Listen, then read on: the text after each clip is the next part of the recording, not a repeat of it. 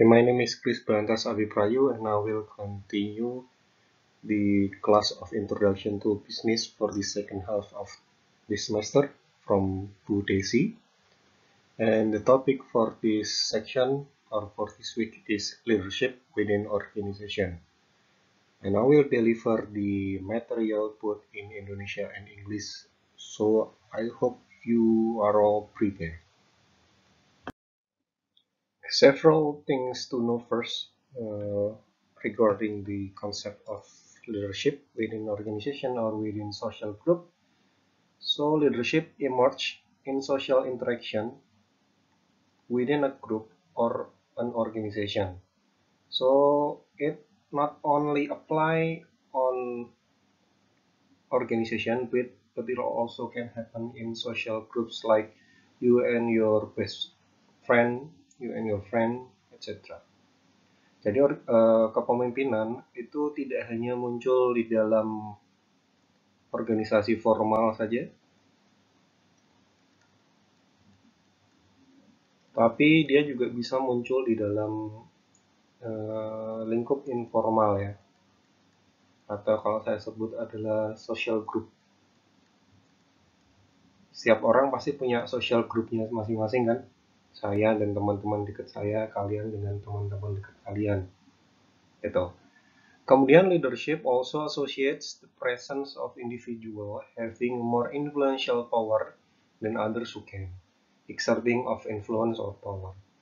Jadi di dalam konsep leadership itu juga berhubungan dengan keberadaan seseorang yang memiliki kekuatan atau memiliki pengaruh yang lebih besar dibandingkan peer-nya di dalam kelompok yang sama. Jadi kalau kita lihat di dalam lingkup circle kita, kalau istilahnya anak sekarang, pasti kan di dalam circle pertemanan kita ada satu orang yang lebih dominan dibandingkan yang lain, di mana orang tersebut can influence others, bisa mempengaruhi yang lain. Kemudian its influence, pengaruh dari si individual dengan power yang kuat ini adalah being able to affect followers' behavior and performance as agent of changes. Ya, jadi salah satu dampak atau hal yang dilakukan oleh individual dalam suatu kelompok yang memiliki leadership yang kuat biasanya adalah dia bisa mempengaruhi perilaku, ya, behavior dari followersnya atau teman-teman yang lain dan kinerja yang lain. Ya, jadi kalau dalam konteks lingkungan organisasi berarti si leadership, si orang yang menjadi leader itu bisa mempengaruhi perilaku, apakah bisa meningkatkan motivasi seseorang, bisa menyemangati seseorang dalam bekerja, dan sampai bisa mempengaruhi kinerja. Ya. Kemudian its influence focuses on accomplishing goals, individual, group, or organization. Jadi pengaruh dari si individu yang memiliki leadership yang kuat ini juga bisa sampai membantu seseorang maupun grup bahkan organisasi untuk mencapai goals-nya. Ya. Instead of a manager having more responsibility on aspect related management processes, a leader deals with directing people in accomplishing goals. Jadi maksud dari poin terakhir ini adalah ada perbedaan dari manajer dengan leader dalam konteks organisasi bisnis ya. Kalau manajer itu tugasnya adalah memastikan bahwa rencana strategik atau proses manajemen di dalam organisasi itu berjalan. Jadi apakah planningnya berjalan, organizingnya berjalan, controllingnya berjalan. Sedangkan leader ini dia sifatnya lebih abstrak, kemudian mengarahkan orang untuk mencapai tujuannya itu sifatnya terlepas dari konteks manajemen proses ini. Jadi dia bisa menjadi semacam spiritual guidance ya, spiritual guidance. Ya. Jadi lebih ke hal-hal yang sifatnya motivational, bisa menyemangati, bisa menginspirasi seseorang untuk mencapai tujuan. Ya. Nah, di sini perlu kita bedakan juga bahwa manajer itu belum tentu leader dan leader itu belum tentu manajer. Manajer ini kan jabatan formal ya, jabatan formal ya, yang ada di dalam struktur organisasi perusahaan. Sedangkan kalau leader ini munculnya dari dalam diri sendiri, ya, karena perilakunya, karena sikapnya, karena personality-nya dan lain-lain. Jadi bisa saja di dalam organisasi ada pimpinan formal, ada manajer, kemudian di antara bawahan-bawahannya ini ada seseorang yang mencerminkan sikap-sikap leader. Bisa saja. Bisa juga ada manajer tapi dia nggak punya sifat leadership. Itu. Kalau bahasa sederhananya dia cuma bisa menyuruh tapi tidak bisa menginspirasi. Gitu ya. Ini tadi ya, elements embedded in leadership. Elemen-elemen atau variabel-variabel yang melekat di dalam konsep kepemimpinan atau dalam leader. Leadership is defined in terms of an interaction between members of a group, which happens the use of influence, being a change agent, being able to affect followers' behavior and performance, aim at accomplishing goals, bertujuan untuk mencapai tujuan, di mana tujuan-tujuan tersebut meliputi tujuan individual, grup, maupun organisasional. Kemudian leadership effectiveness is measured by to some extent one or combination of these goals are achieved. Jadi tingkat efektivitas dari sebuah leader atau tingkat capaian leadership, tingkat capaian dari leader ini diukur dari ketercapaian dari hal-hal yang ada sebelumnya. Apakah seseorang ini bisa menginfluence orang? Ya, berarti dia leader. Jadi kalau seseorang itu tidak bisa menginfluence, tidak bisa mempengaruhi perilaku kelompok, dan tidak bisa membantu seseorang mencapai tujuan, berarti dia tidak bisa dikatakan sebagai leader. Leader itu adalah orang yang bisa mempengaruhi seseorang, bisa merubah perilaku seseorang, atau bisa membantu sebuah entitas, individual, grup, maupun organisasi untuk mencapai tujuan. Ya. Jadi dia akan tercapai kalau satu dari tiga ini atau tiga-tiganya ini tercapai. Satu dari tiga ini atau tiga-tiganya atau dua dari tiga, itu baru dikatakan dia memiliki sifat-sifat leadership.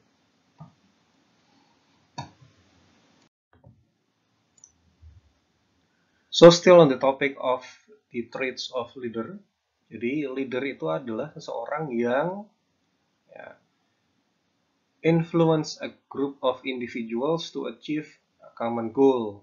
Jadi ada sekelompok orang dalam sebuah organisasi yang memiliki perilaku beda-beda, different behaviors, different school, different trait within a member of organization, dan leader ini bisa membuat semuanya itu menyatu untuk mencapai common goal. Tujuan yang sama.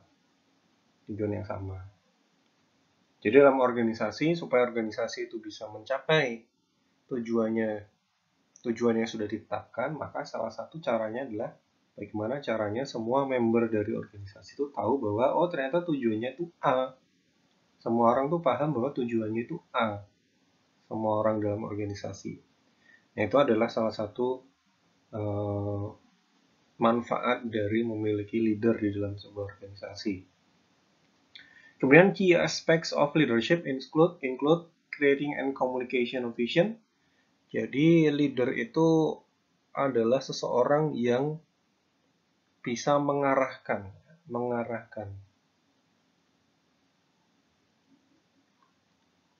atau directing. Mengarahkan atau directing the future of organization or the future of the groups. Ya. Jadi Misal sebuah perusahaan A ini ingin menjadi perusahaan terdepan di dalam yang bisa menyediakan produk-produk komputer tercanggih dan terlengkap. Gitu. Itu kan arah dari tujuan, arah dari perusahaan, visi dari perusahaan. Nah, kadang-kadang itu cuma terucap saja, tetapi tidak dimaknai, tidak diresapi oleh semua anggota organisasi. Nah, leader adalah seseorang yang bisa meyakinkan, bisa membuat visi atau arah yang diharapkan oleh perusahaan itu meresap ke dalam uh, alam bawah sadar masing-masing anggota organisasi. Ya, itu leader. Jadi sangat bermanfaat bagi organisasi. Kemudian, key aspect of leadership yang kedua adalah influencing others through use of power. Ya, jadi bagaimana caranya seseorang itu bisa mempengaruhi orang yang lain. Nah, use of power-nya ini macam-macam. Leader bisa memberikan reward, atau leader juga bisa memberikan punishment supaya influence yang diharapkan itu tercapai. Ya. Kemudian key aspect of leadership yang lain adalah motivating task behavior in pursuit of shared objective. Ya. Memastikan bahwa perilaku dari masing-masing member dari organisasi itu mengarah kepada satu tujuan yang sama.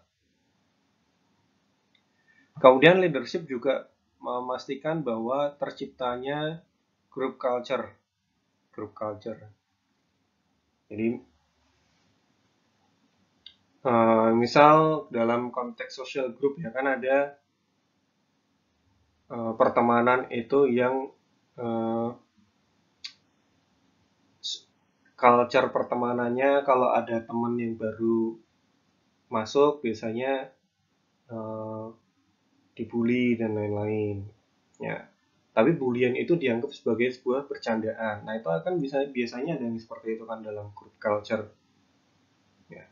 Nah, si leader ini biasanya adalah komponen utamanya nih yang bisa memastikan bahwa culture tersebut berjalan. Ya. Di dalam perusahaan ini juga penting culture ini karena dia memastikan bahwa culture itu kan sebenarnya shared belief ya. Culture itu adalah shared belief. Kepercayaan yang diyakini oleh semua orang dalam organisasi secara bersamaan. Jadi ini merupakan komponen identitas dari masing-masing organisasi. Tuh. Kemudian leader juga bisa empowering. Empowering itu mendorong seseorang untuk mencapai tujuan ya. Ini hampir sama dengan motivasi ya, empowering itu. Kemudian clarifying roles and niche in the marketplace. Jadi leader itu bisa juga clarifying itu kan memperjelas ya, peran serta posisi perusahaan di dalam pasar. Ya. Kemudian leader itu juga biasanya mampu membuat making tough decision with limited information. Ya. Nah, decision making ini kan sebenarnya sesuatu yang gampang tapi sulit. Ya. Gampang karena tinggal diucapkan, sulit karena belum tentu bisa dilakukan, dan dampak yang akan terjadi itu seperti apa itu orang yang nggak mau tanggung jawab, orang yang nggak mau, yang ditakutkan dari membuat keputusan kan itu tanggung jawab atas keputusan yang dilakukan. Kalau cuma ngomong harusnya si A, harusnya si B, semua orang bisa, tapi apakah mau menjadi orang yang memutuskan dan menanggung semua konsekuensinya. Nah, itu nggak semua orang bisa, dan itu adalah fungsi dari leader, ya, membuat keputusan yang sulit dengan informasi yang terbatas. The framework or the model show on how leader achieve their goals or the end results. It starts with the leader's trait. Trait means ciri-ciri. Ya, ciri-ciri.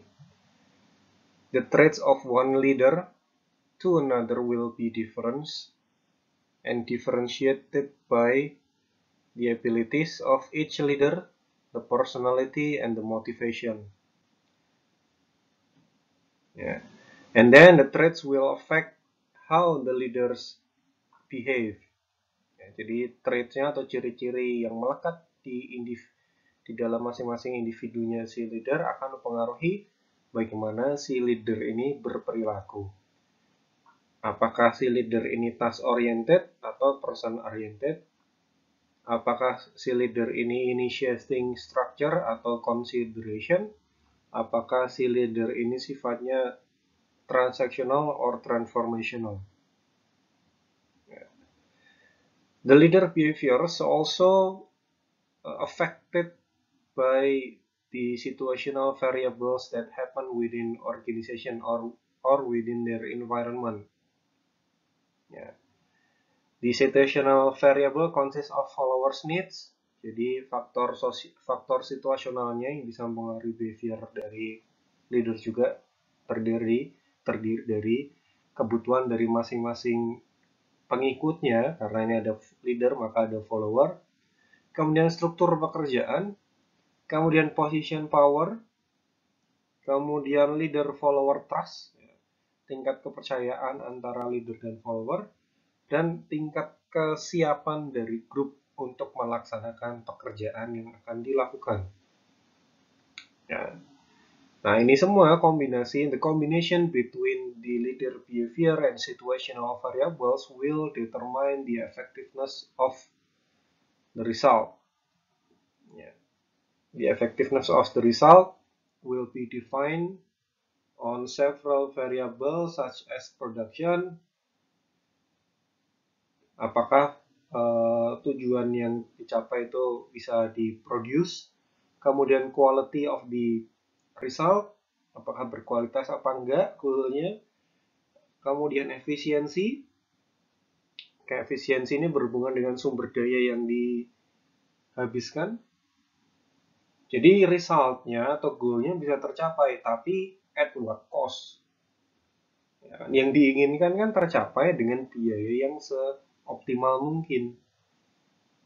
Ya, bukan yang kita capai tapi dengan menggunakan biaya yang sangat tidak optimal, sangat banyak, itu kan juga nggak akan bisa dikatakan tercapai juga ya. Ibaratnya kalau saya pengen lari 5 km, ya, lari 5 km, efisiensinya itu terkaitan dengan berapa jam yang saya butuhkan. Ya, bisa saja 15 menit selesai, bisa saja 1 jam selesai. Nah, lebih efisien yang mana? Lebih efisien yang 15 menit. Dan itu yang akan kita capai. 1 jam juga selesai, tercapai juga lari 5 km. 1 jam lari itu dapat 5 kilo itu bisa capai. Tapi itu kan bukan hasil yang efisien. Ya. Kemudian apakah goalnya itu fleksibel? Jadi apakah produk yang udah jadi itu bisa di-adjust lagi, bisa disesuaikan lagi sesuai kebutuhan yang ada. Kemudian tingkat kepuasan dari ketercapaian, tingkat competitiveness-nya, kemampuan untuk dikembangkan lagi, kemudian faktor survival dari goal-nya. Apakah bisa bertahan, apakah jadi terus habis, atau jadi terus bisa sustain, bisa bertahan dalam jangka waktu yang lama. Next, we will discuss the definition or the dimension or the variables within leader traits. First one is abilities. Jadi ability itu bisa didefinisikan sebagai kemampuan intelijensi. Kalau di dalam yang kita familiar seperti IQ, intelijensi. Kemudian kemampuan sosial, the ability to get along with people. Ini juga penting bagi leader. Dia harus socialize orangnya. Socialize atau enggak. Tapi biasanya leader itu jelas seseorang yang socialize. Kemudian abilities yang lain adalah memiliki supervisory ability. Supervisor ini kan kalau bahasa Indonesia arti secara literalnya adalah pengawas. Ya, tapi ini diartikan jadi lebih luas. Jadi supervisory ability itu not only supervise, but also encourage, menyemangati atau mendorong followernya to accomplish the desired work. Ya, pekerjaan yang diinginkan, capaian yang diinginkan. Kemudian personality traits. Jadi personality traits ini lebih melekat kepada jadi seperti kemampuan individu ya. Jadi psikologis dari individunya. Ya, psikologi individu atau leadernya. Jadi yang pertama adalah alertness. Apakah si leader ini selalu waspada atau tidak mudah khawatir dan lain-lain. Kemudian energy level, kemudian tolerance for stress. Apakah leader ini mudah stres apa enggak? Biasanya leader yang baik itu ya tentunya yang durable terhadap stres, ya tahan terhadap stres. Kemudian tingkat kematangan emosional, tidak mudah baper, kemudian mau mendengarkan kritik dan saran, tidak mudah tersinggung, dan lain-lain. Itu adalah emotional maturity. Kemudian originality, personal integrity, dan self-confidence. Kemudian motivation adalah leader traits yang ketiga, dimensi leader traits yang ketiga. Motivation ini lebih membicarakan mengenai apa yang mendasari leader itu bekerja, apa yang mendasari tindakan dari seorang leader. Apakah seseorang itu socialized power orientation? Ya, jadi socialized power orientation itu adalah leader yang goal yang dicapai diharapkan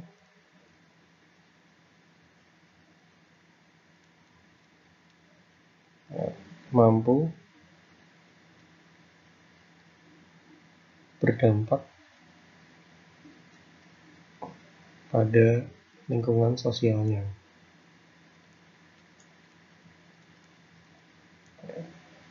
Artinya socialized power orientation ini biasanya dimiliki oleh orang-orang yang peduli terhadap persepsi lingkungan sosial terhadap dirinya sendiri. Karena setiap yang dilakukan itu bertujuan untuk meningkatkan pengakuan dari lingkungan sosial terhadap dirinya sendiri. Itu socialized power orientation. Ya, bisa dipecah lagi menjadi beberapa dimensi, yaitu kebutuhan yang tinggi untuk achievement, kemudian persuasiveness, kemudian weakness for affiliation. Kemudian beberapa ciri-ciri positif ya, key positive leadership traits. Ciri-ciri positif dari sifat leadership. Yang pertama memiliki intelligence. Intelligence itu ability to think strategically, finding reasoning, and make a good judgment. Jadi kemampuan untuk berpikir strategis,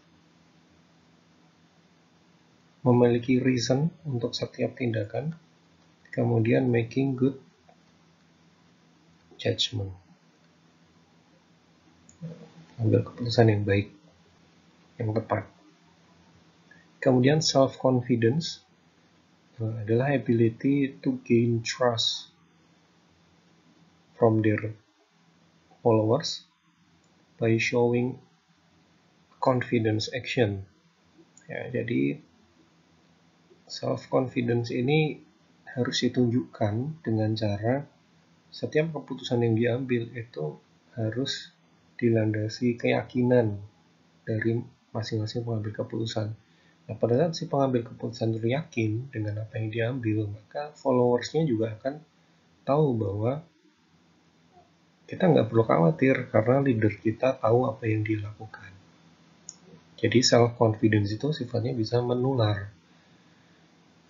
Keputusan yang diambil yang didasari oleh self-confidence akan memberikan self-confidence kepada orang yang mengikuti keputusan tersebut. Kemudian determination, determinasi.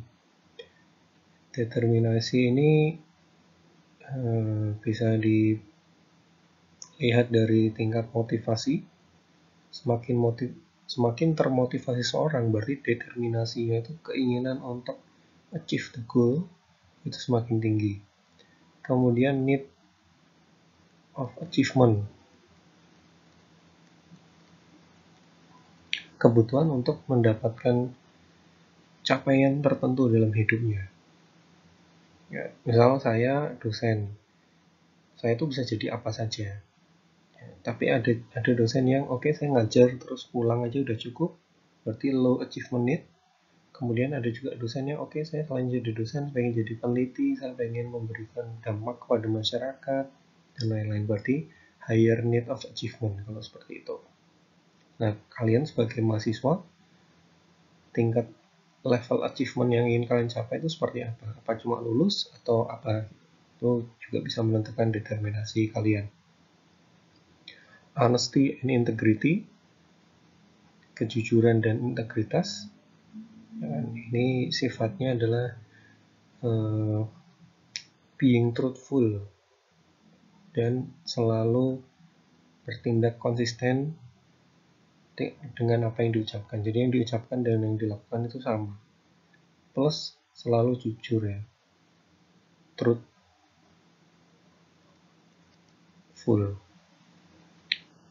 Kemudian sociability, ini kemampuan untuk blending dengan orang lain. Kemudian kemampuan untuk open, honest. Kemudian inspiring orang lain. Sociability. Pada saat seorang memiliki kemampuan sociability yang baik, maka semakin memudahkan orang yang bersangkutan untuk melebur ke dalam suatu grup. Kemudian extroversion. Ya, extroversion ini ya berarti dia hampir sama dengan sociability. Biasanya extroversion ini needs to socialize. Jadi kalau sociability ini kemampuan untuk melebur, kalau extroversion ini lebih ke kebutuhan untuk socialize, karena ada orang yang merasa socializing itu nggak terlalu perlu gitu. Itu berarti lawannya kan. Ini kan dari kata extrovert kan. Kalau yang introvert berarti needs to socialize-nya itu rendah. Kalau extroversion itu needs to socialize-nya tinggi.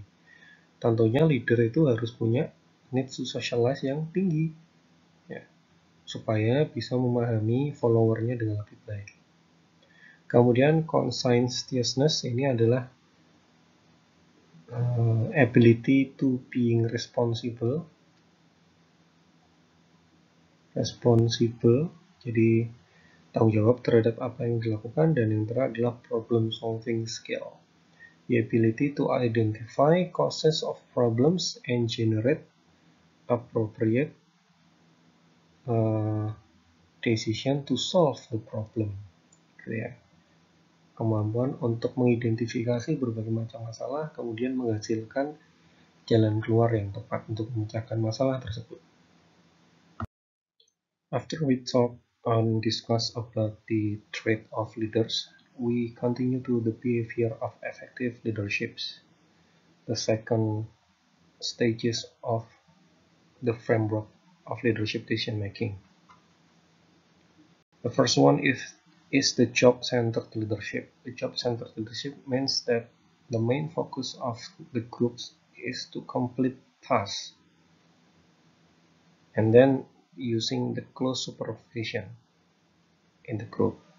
Jadi tujuan utama dari job-centered leadership, ini kan job-centered leadership kan ini kalau diartikan kepemimpinan yang fokus kepada pekerjaan. Ya, kepemimpinan yang berfokus pada pekerjaan, maka fokus utamanya itu adalah kemampuan dari grup untuk menyelesaikan pekerjaan. Jadi si leader itu benar-benar menekankan kepada capaian dari outputnya. Nah, supaya outputnya tercapai atau jobnya atau tasknya tercapai, salah satu cara yang dilakukan oleh leader adalah dengan menggunakan close supervision. Close supervision itu artinya didampingi secara ketat. Jadi anak buahnya itu didampingi secara ketat. Bisa diartikan dalam arti yang positif, artinya diberikan motivasi secara terus-menerus, dipandu, diberikan reinforcement. Juga bisa diartikan secara negatif karena dengan close supervision, si leader bisa saja menggunakan coercion, ya, reward and legitimate. Jadi bisa menggunakan punishment. Kemudian yang kedua, employee centered leadership, kepemimpinan yang berfokus pada employee-nya. Jadi employee itu kan tujuannya ada, atau tenaga kerja atau karyawan itu kan ada supaya melaksanakan suatu hal untuk dapat mencapai tujuan kan. Nah, kalau job center leadership yang fokusnya itu pada tujuannya, tapi kalau employee center fokusnya itu kepada employee-nya yang melakukan pekerjaan sehari-harinya. Ya. Makanya dia mainly believe in followers' abilities and emphasize on personal growth of achievement through a creation of supportive work environment. Jadi tidak ada close supervision di sini, tidak ada dipandu secara detail satu persatu. Employee itu dibiarkan berkembang. Karena apa? Karena leadernya itu udah tahu kemampuan masing-masing followersnya. Dia percaya kepada kemampuan masing-masing followersnya. Jadi tidak perlu disuapin secara terus-menerus. Ya, tinggal dicek 1-2 kali. Sisanya dibiarkan si employee-nya atau follower-nya ini mencapai tujuan menggunakan cara masing-masing. Jadi si leadernya tinggal menyediakan supportive work environment. Nggak perlu close supervision environment. Support dengan mengawasi secara dekat itu kan beda. Ya. Encouraging followers advancement to optimal work performance. Memastikan atau mendorong kemajuan dari followersnya atau karyawan untuk mencapai kinerja yang optimal. Ya. Nah, selain mencapai kinerja yang optimal, ya, kinerja atau pekerjaan atau task yang dilakukan oleh follower itu juga harus mampu meningkatkan skill dari masing-masing followernya atau karyawannya. Jadi, dapat dua hal nih. Goal perusahaan tercapai, ya, kemudian ada development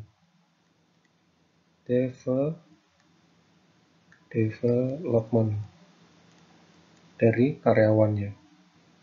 Jadi nanti secara jangka panjang perusahaan juga akan mendapatkan manfaat selain tujuan dari perusahaan tercapai dengan pekerjaan-pekerjaan yang bisa dilakukan yang sudah dicapai, employee-nya atau SDM-nya juga akan berkembang.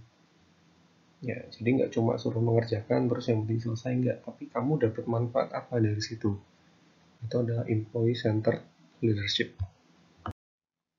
Okay, next, the behavior of effective leadership, the third and the fourth. The third is initiating structures. It is almost the same concept with job center, almost the same. A leader define and establish the relationship in the group in terms of creating a structure and process how to complete tasks.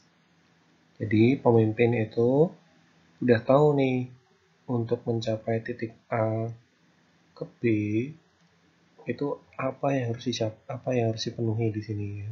Poin-poinnya apa saja. Ya, jadi si leader akan menyiapkan capaian-capaian kecil di sini. Ya. Di sini poin-poin apa yang harus dicapai, dan poin-poin ini akan diberikan kepada followersnya sebagai panduan, sehingga pada saat si followersnya atau employee-nya itu melakukan pekerjaan untuk memindahkan A ke B, dia sudah tahu apa yang harus dicapai, langkah pertama apa, langkah kedua apa, langkah ketiga apa, langkah keempat apa, dan seterusnya.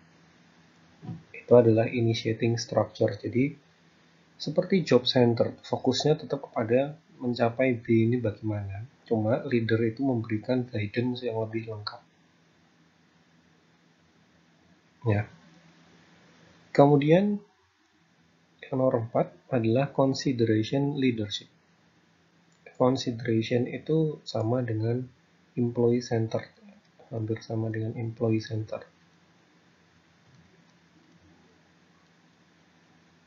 Consideration itu kan dari kata considerate. Considerate, orang yang considerate itu adalah orang yang tidak egois, ya, menerima masukan dari orang lain dan lain-lain. Ya. Jadi consideration leadership itu kira-kira seperti itu. Cara memimpin di mana leader itu prefer to apply friendship, mutual trust, respect, warmth, rapport in its relationship with the followers, open communication and support participation. Jadi pendekatannya beda ya. Pendekatannya kalau ini kan sangat kaku ya, sangat kaku atau rigid, bahasanya rigid. Kalau consideration leadership itu lebih fleksibel, kemudian dia terbuka.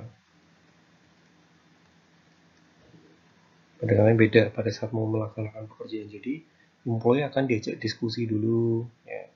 Kamu tahu nggak apa yang akan kamu lakukan, ya, sifat dari pekerjaan yang kamu lakukan itu seperti ini, dan lain-lain. Nanti tinggal diserahkan kepada employee-nya mau bagaimana caranya bisa menyelesaikan pekerjaan yang sudah dibebankan ke employee. Pada intinya, di consideration leadership ini, pemimpin atau leader itu memastikan bahwa employee atau follower merasa memiliki atas pekerjaan yang dilakukan.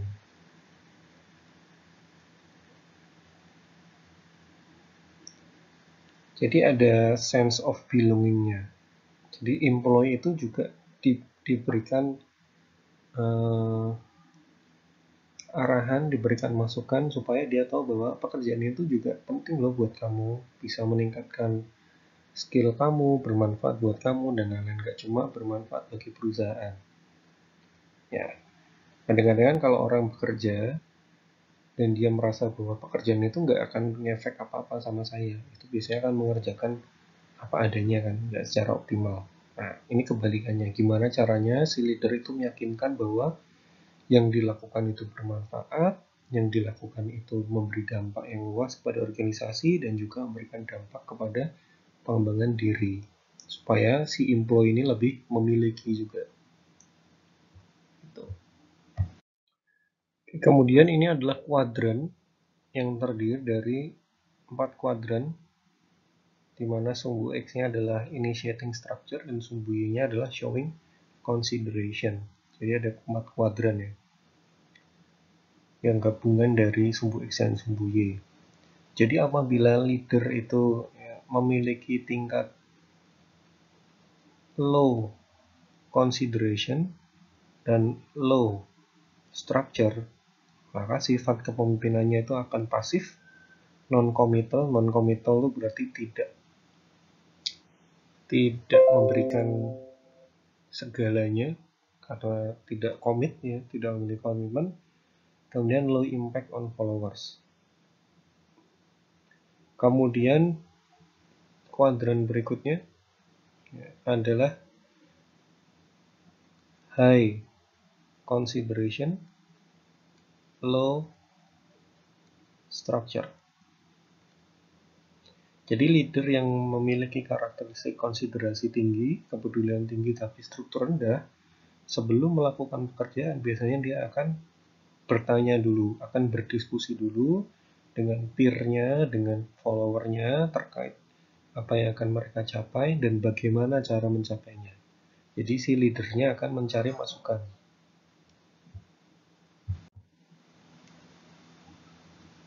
Kemudian kuadran berikutnya adalah high structure dan high consideration. Emphasize reaching the goal while welcoming suggestion and encouraging consensus.